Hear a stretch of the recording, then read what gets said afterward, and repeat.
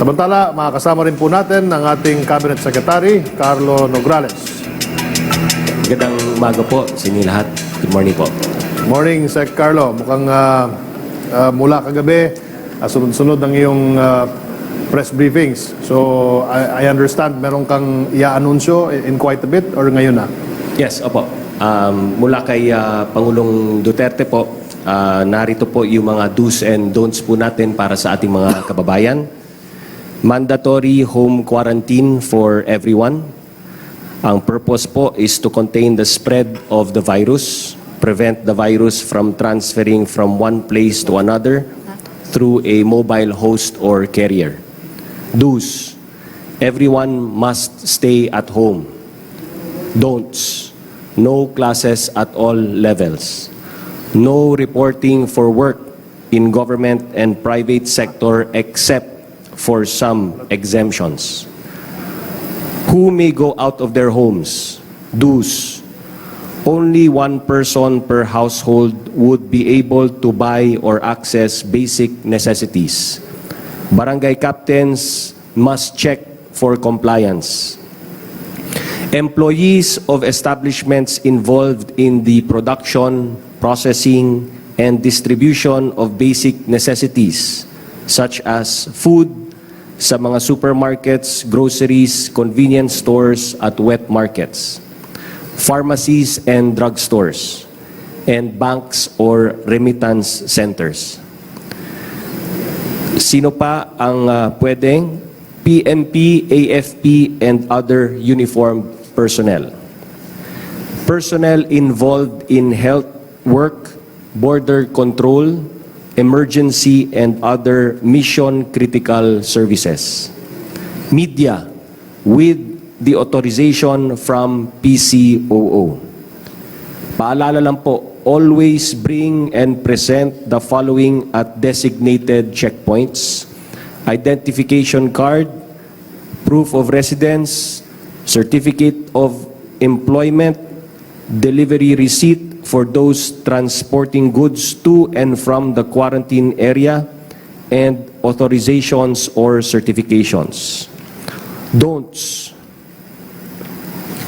Those who are at high risk of infection should not go out. Sino-sino po ang mga ito? Seniors, 60 years old and above. Those with pre-existing medical condition like cardiovascular disease, hypertension, diabetes, COPD, cancer, and others. At lalong-lalo na po, pregnant women. Do not ask non-exempted individuals to accompany you to your workplace. Do not loiter. Do not intimidate or resist persons in authority. Always remain calm and respectful. What other establishments are open? Do's. All basic utilities should continue to operate.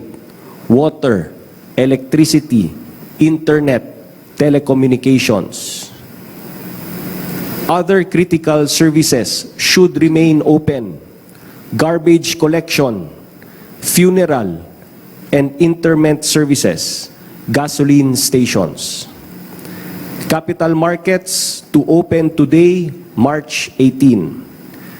And business process outsourcing, BPO, IT, and export-oriented establishments as long as they are provided temporary housing, shelter by their companies.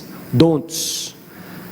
Casinos, gambling places, including pogos, closed po yan. Hotels, closed din po. Hotels shall not accept any new bookings.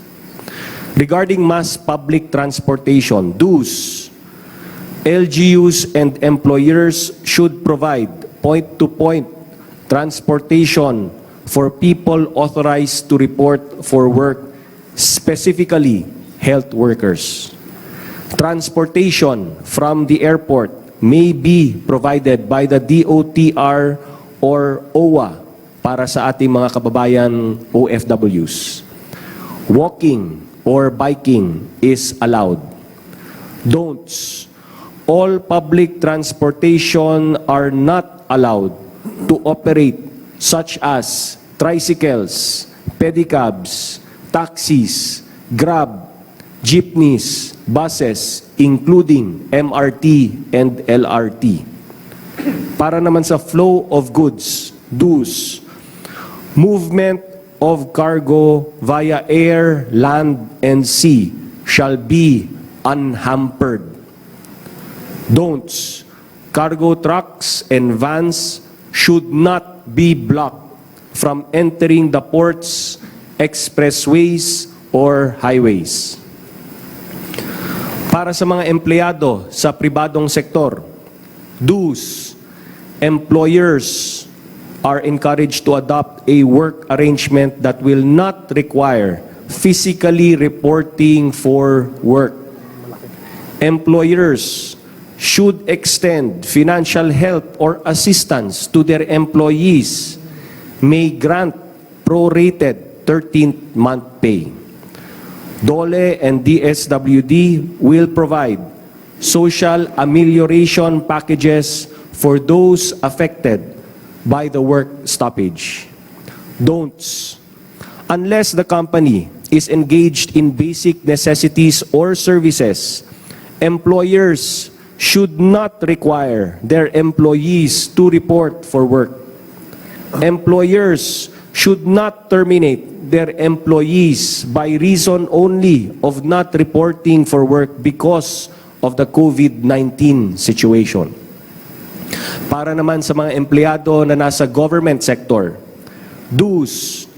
Employees in the executive branch should work from home, except those rendering emergency frontline services. Those authorized to work should maintain only a skeletal force. Don'ts. No travels, no events, no trainings will be allowed. Para naman sa travel in and out of the Philippines, dues. Filipinos abroad can return to the Philippines anytime, including their foreign spouse and children. Other permanent residents of the Philippines may also return. All returning Filipinos and permanent residents from China, Hong Kong, and Macau shall be subjected to a 14-day quarantine in a quarantine facility. All other returning Filipinos and permanent residents arriving in Luzon shall comply with mandatory home quarantine. Don'ts. Filipinos who will go out as tourists to any destination shall not be allowed to leave the country. Don'ts. No send-off party will be allowed to accompany departing passengers. And last na lang po sa dues, OFWs, balikbayans, and foreign nationals will be allowed to leave the Philippines at any time as long as their departure is 24 hours from the time they leave their homes or hotels. Mga kababayan, kung magkanya-kanya po tayo, di tayo magtatagumpay. Ika nga ni Pangulong Duterte, together we can beat COVID-19. Together we heal as one. Maraming salamat po.